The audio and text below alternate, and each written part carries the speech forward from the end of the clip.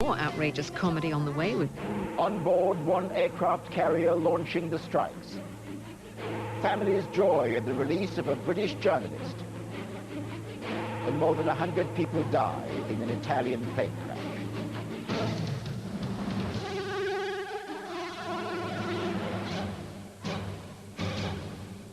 From ITN, the ITV News with Trevor McDonald. Good evening. American airplanes are in the skies over Afghanistan again tonight, pursuing the international coalition's campaign against terrorism. No British forces in the air or at sea have been involved so far in tonight's raids. Last night, 30 targets were hit, including Taliban air defense sites, military airfields, and other assets thought to be part of Osama bin Laden's network. Tonight's airstrikes on Afghanistan have been underway now for nearly 4 hours. Our correspondent Julian Mannion is in the Panjshir Valley, 20 miles north of Kabul, and able to see the American attacks and the opposing anti-aircraft fire. He sent this report by video phone link and for safety reasons was forced to film part of his report by torchlight. For the second night, American airstrikes have been hitting Taliban positions in the area of Kabul, and the new strikes seem to be much heavier than yesterday's. We are observing the action from a mountainside on the front line between the Northern Alliance and Taliban forces, and we're looking down a long valley which leads to the Afghan capital about 20 miles away. In the last 3 hours, we've heard a number of massive detonations and sometimes seen great flashes lighting the horizon. Some of the blasts have been long rumbling explosions, which may well be strikes from giant American B-52 bombers, which have a devastating effect on their targets. So far, all the major detonations have been in the far distance. Tonight we've seen some Taliban anti-aircraft fire rising from the area around Kabul airport, which seems once again to be a target. But it's certain that by now most of the Taliban's primitive air defense system has been knocked out, and American and British forces are free to strike at will. Julian Mannion, ITN, at the front line, 20 miles from Kabul. A total of 40 American warplanes were involved in last night's attacks, 15 land-based bombers and 25 strike aircraft, which took off from 2 American carriers. Both of those are in the Arabian Sea, and one of them is the USS Enterprise, part of the battle group which launched 50 cruise missiles. Our correspondent Tim Ewart on board the Enterprise sent this report. America went to war in the darkness of an Arabian night.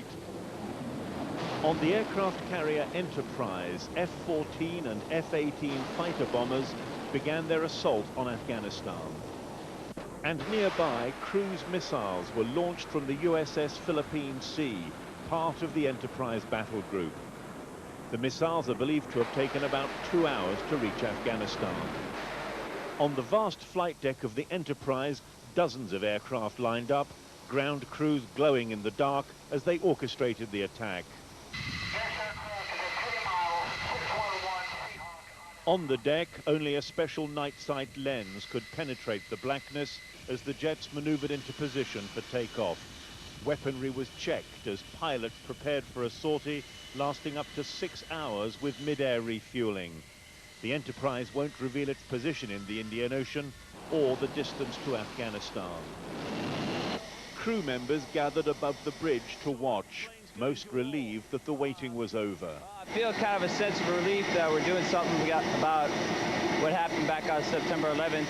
And do you think that the job can now be done and finished quickly? Is that what you hope?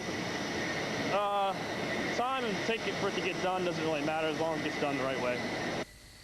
At first light, the aircraft were already starting to come back.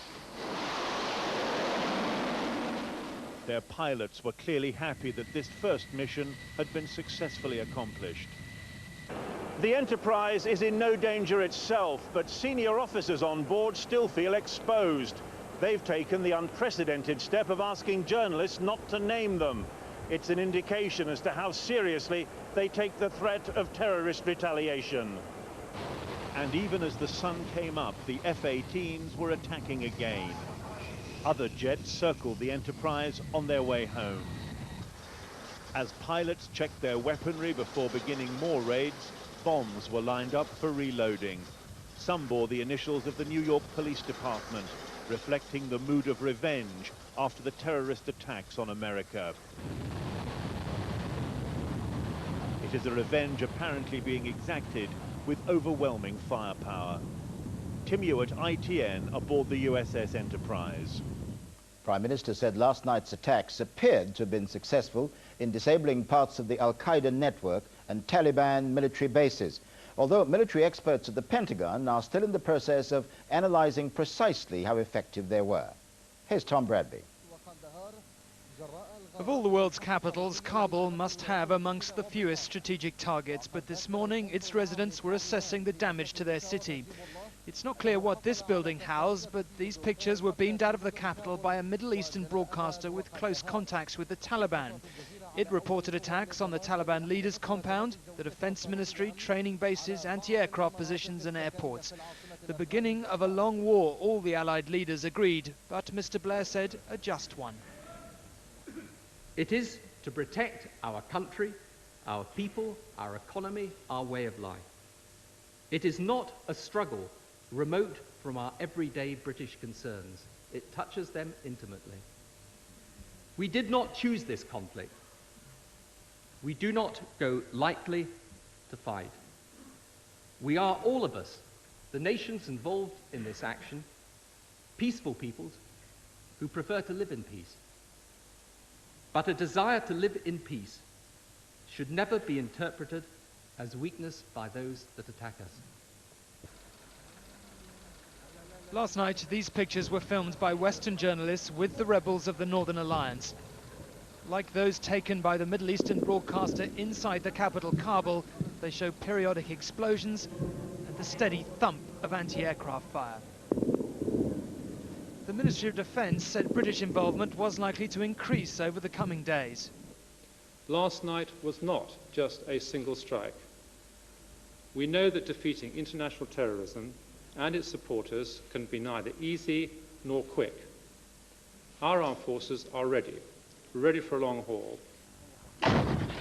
Meanwhile, the anti-Taliban troops of the Northern Alliance are taking their chance.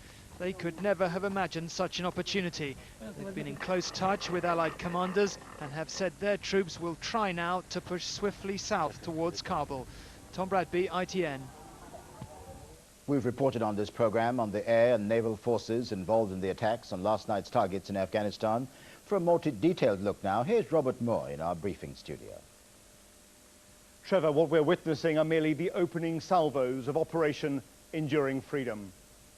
30 sites were targeted across Afghanistan last night, and a similar wave of attacks has been launched tonight. The crucial boost for the Pentagon is the ability to use Pakistan's airspace.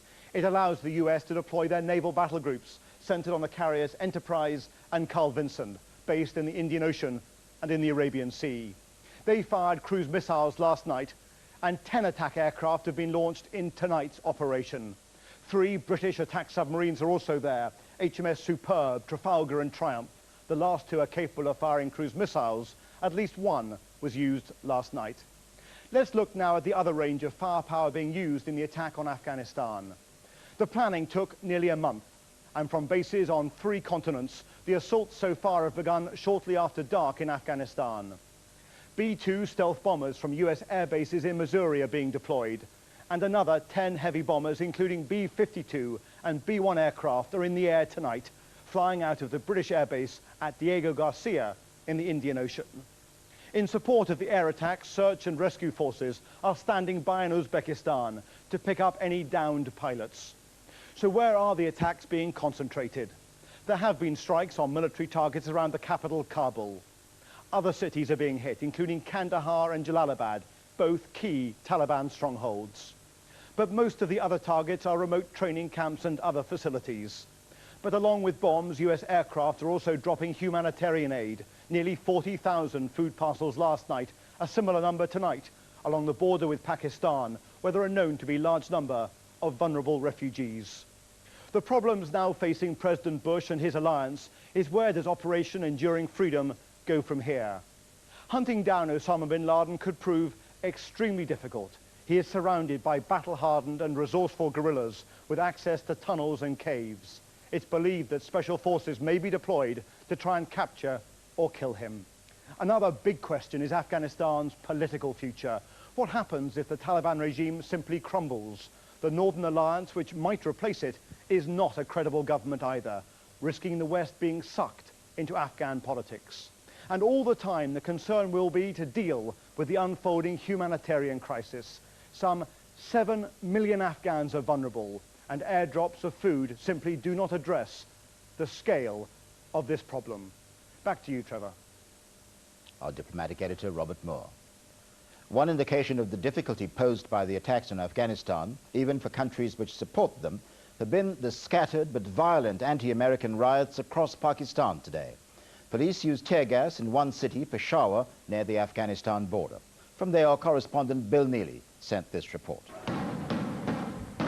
After the bombing, the backlash. Thousands of Taliban supporters running rampage through the city of Quetta, close to the border with Afghanistan. Their rage was with America, but their target was anything that moved. And much that did not. 2 cinemas showing American films were attacked and set on fire. The next target, the city's police station. Vehicles across the city centre were hijacked and burned. Pakistan's National Bank was attacked. The police struggled to gain control, using tear gas and finally live ammunition to try to control the crowd. 1 man was killed and 26 injured. Next, the mob turned their rage on United Nations buildings. The Children's Aid Agency was burned down, the Refugee Agency attacked. UN cars were set alight. A day of mayhem in this southern city. Up north, much the same. Peshawar, close to the northern Afghan border, pro-Taliban rioters battling police, furious that Pakistan supports the attack on its neighbour. You didn't have to be American to be targeted, this a Japanese journalist. The police under orders to crush all protest. We want war, America, chants the crowd. They are a minority in Pakistan, but a dangerous one.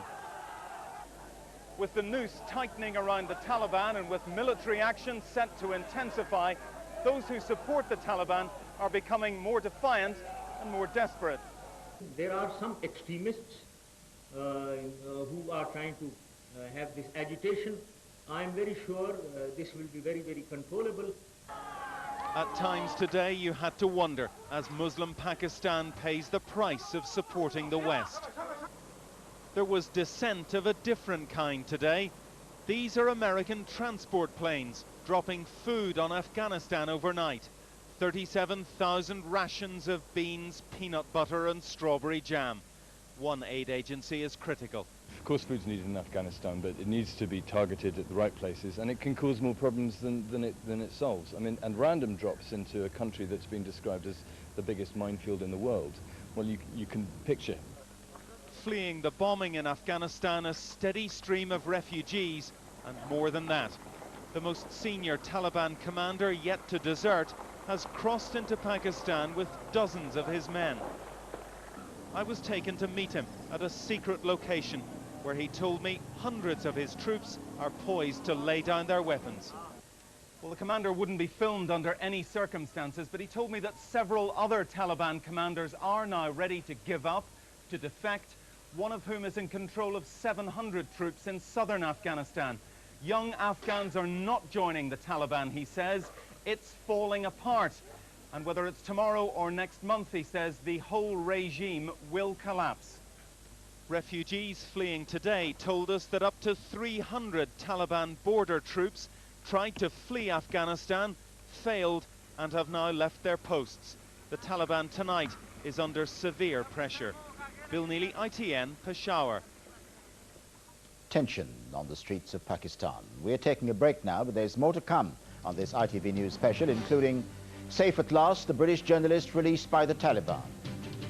Britain's security stepped up over fears of terrorist retaliation, and devastation at Milan airport as 2 planes collide. All that when we come back.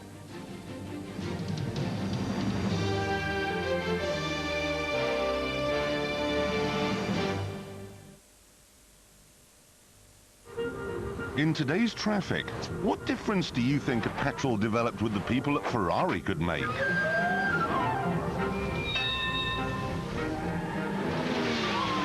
Optimax is a completely new unleaded petrol. It gives you the power to respond safely, just when you need it. And where do you get such a highly responsive petrol as Optimax unleaded? From a highly responsive petrol company, of course. Yeah, I'm on it now. The AA website. They search through loads of insurance companies to get you their best deal. Only takes a few minutes. It's brilliant. And you can check out your policy, renew it, whatever. Yeah. David, can you get that? Listen, I've got to go. We're going out. I'll speak to you later, Dad.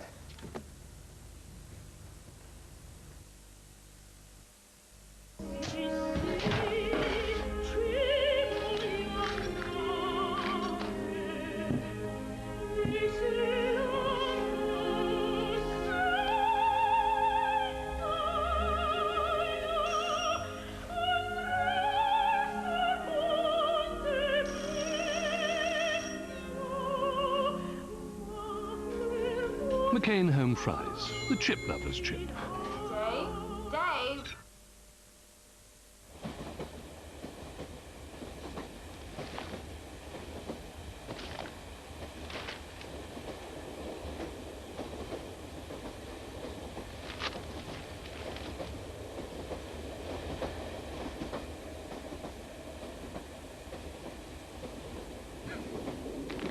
For business advice and information you don't want to share with your competitors, call BusinessLink on 0845 600 9006. Hello? Oh, no, I'm sorry. You've got the wrong number. Who are you after? People at TXU Energi like to go the extra mile. Oh, he must be ex-directory. Do you have an address? They promise to sort out your inquiries quickly and efficiently. Hello? Hello, I've got a call for you. Hello? Ted! TXU Energi. Electricity, gas and extraordinary service. Targeting wrinkles? Succeed with Revitalift from L'Oreal Plenitude, which scored an unbeaten 17 out of 20 in a test assessing effective anti-wrinkle creams. No one beats Revitalift.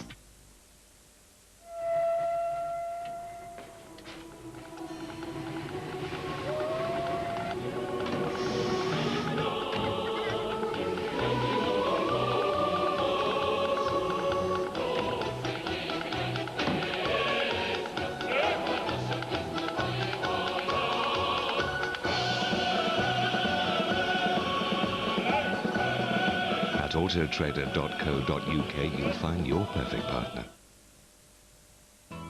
If you could bank a rewarding moment, what would it be? When I proposed to my girlfriend and we saw a shooting star. Swimming with dolphins. Glastonbury, 97. Lloyds TSB can help you save for your rewarding moments too. Our reward savings account rewards you for leaving your money alone with one of the best high street rates around. Lloyds TSB, your life, your bank.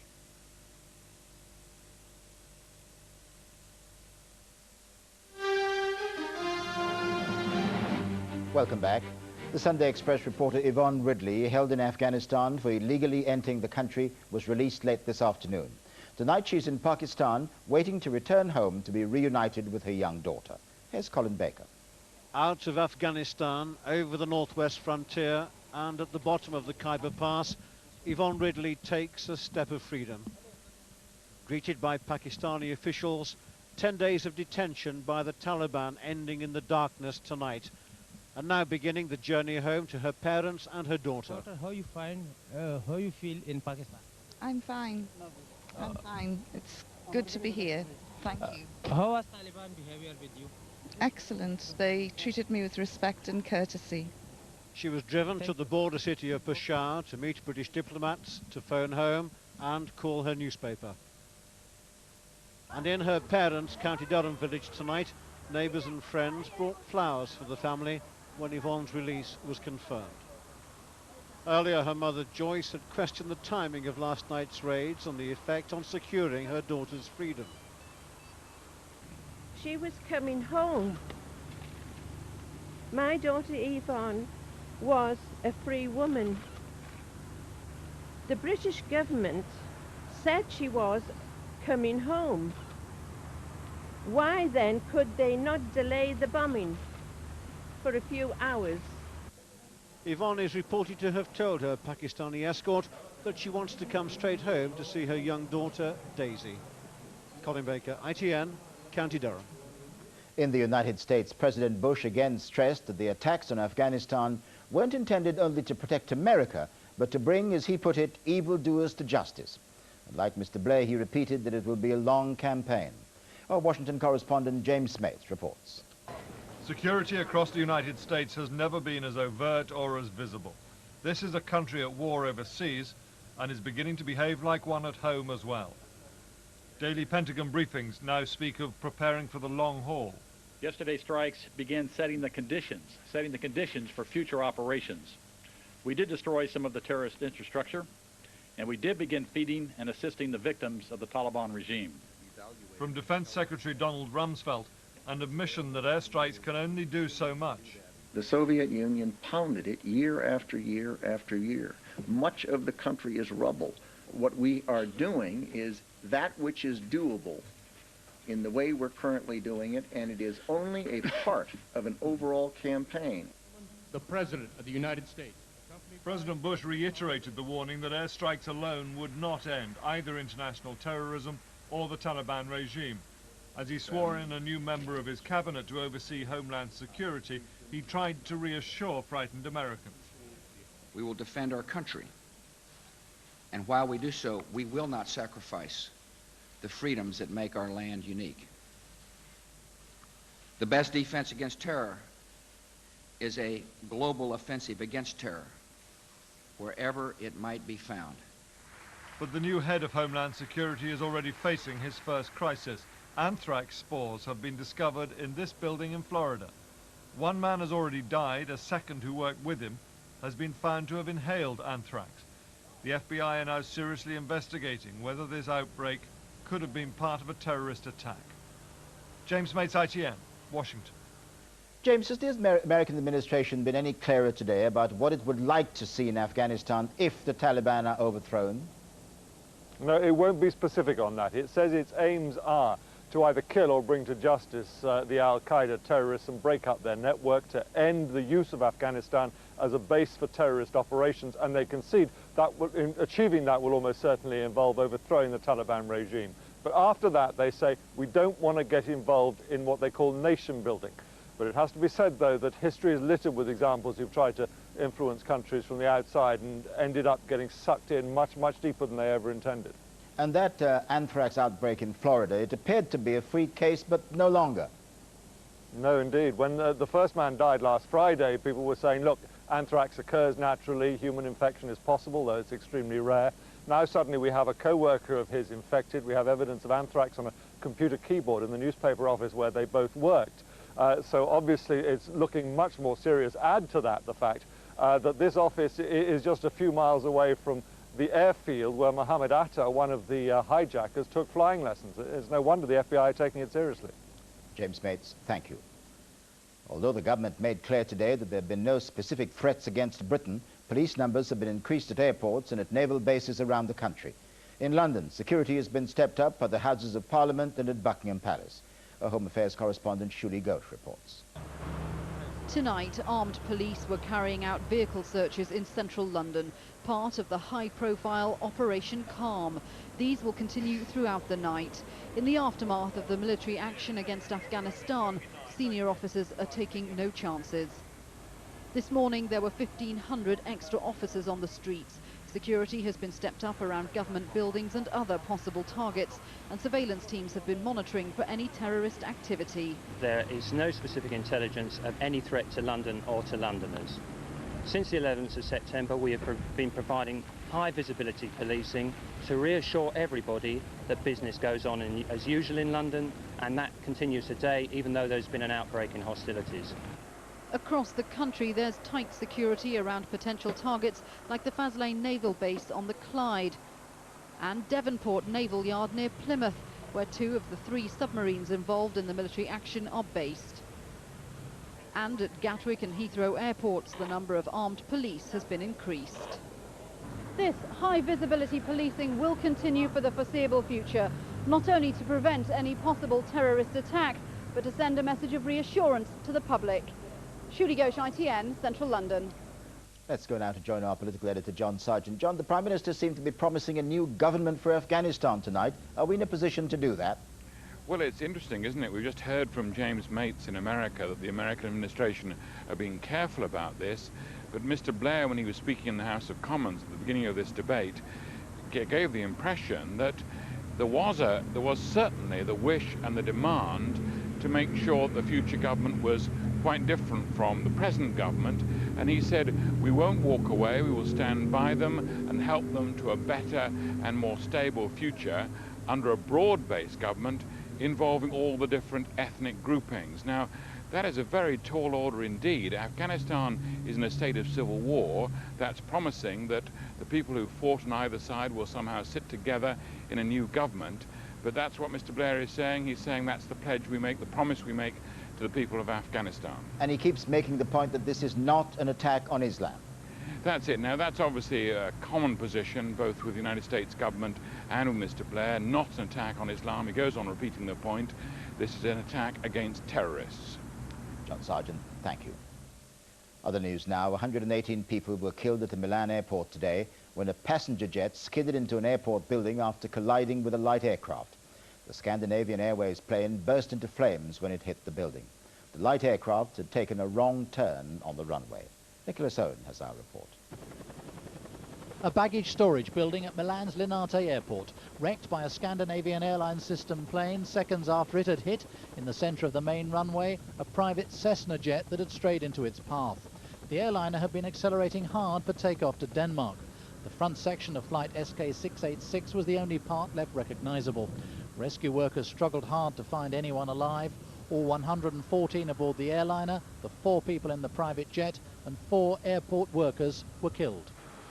There was a fierce fire after the accident, which happened on a foggy morning at the airport, fog which probably played its part in causing the crash. Italy's Interior Ministry said the small Cessna was directed by air controllers to taxi to a different runway. By mistake, it ended in the way of the passenger jet. The Italian Pilots Union said the airport's ground radar system wasn't working, but even if it had been, experts aren't sure disaster could have been avoided. There were more than 2 aeroplanes moving about at that time. Even with ground radar, it's possible that the air traffic controller might not have seen the mistake in time. Fragments of the Cessna were taken away for examination. Its 2 pilots were German, 1 passenger Cessna's European representative. It had been a demonstration flight for one of the company's clients. Nicholas Owen, ITN. Tonight's headlines are dominated by the airstrikes. American airplanes are in the air again tonight for a second bombing run against positions inside Afghanistan. The Ministry of Defence said no British forces are involved tonight. Last night's bomb and missile attacks were targeted on 30 military sites, mostly outside the main cities. And Yvonne Ridley, the Sunday Express reporter, has arrived in Pakistan after she was released by the Taliban in Afghanistan. She said she's been well treated. And that's all from this ITV News special tonight. Dermot Murnahan is here at 11 with the latest on the attacks. Until then, from all of us here, goodbye.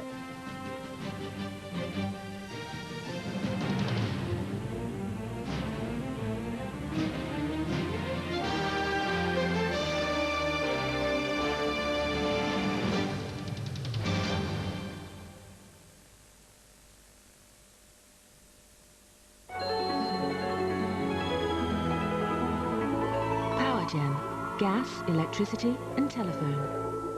Hello, good evening. Well, there is an improvement on the way tomorrow. Even so, a grey, grizzly, wet start to things in the far north of Scotland. Showers too through the Cheshire Gap into the Midlands as well. On the whole, an improving scenario, and they tend to become confined to East Anglia during the course of the day. With our temperatures, London seeing the best temperatures, 17 to 63. Tenby and Sheffield see 16, 61 and 15 or 59 for Aberdeen, but still windy. In fact, the far north taking the full force of that rather vicious wind. A quick look ahead now, and on Wednesday, well, things go downhill, I'm afraid. Dull and damp, windy with it for the far north. Southeast seeing the best of the dry, bright weather. Then come Thursday, this time round it's Yorkshire and Lancashire enjoying bright weather. Elsewhere, pretty miserable. That's all from me. Powergen. Gas, electricity and telephone.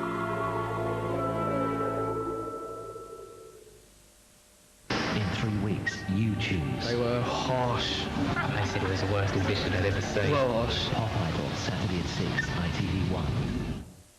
So everyone knows the pupils at the school and workmates, but not everyone shares in Bob and Rose's happiness, as we find out here next. Come and have a look at this. It's Brian across the road. He's just bought exactly the same car as ours. He told me he got it £4,000 cheaper online.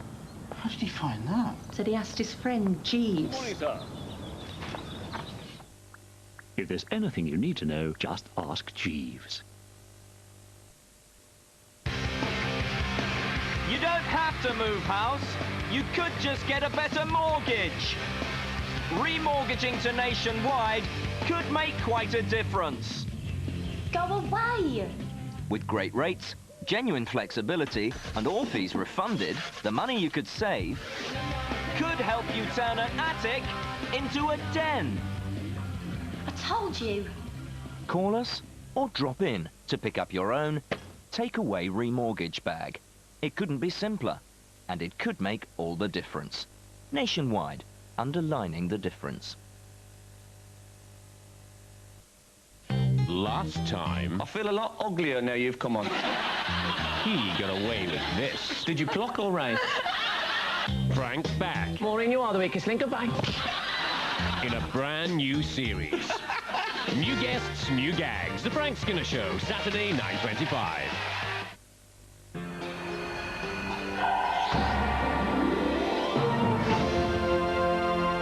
Now later, due to tonight's news special, here's Bob and Rose. Didn't think it would go this far. Just never expected to fall in love. You haven't said anything. What do you think he'd say? Do it. Trust me. Suppose that's Trevor. Yeah, that's him, my fiancé.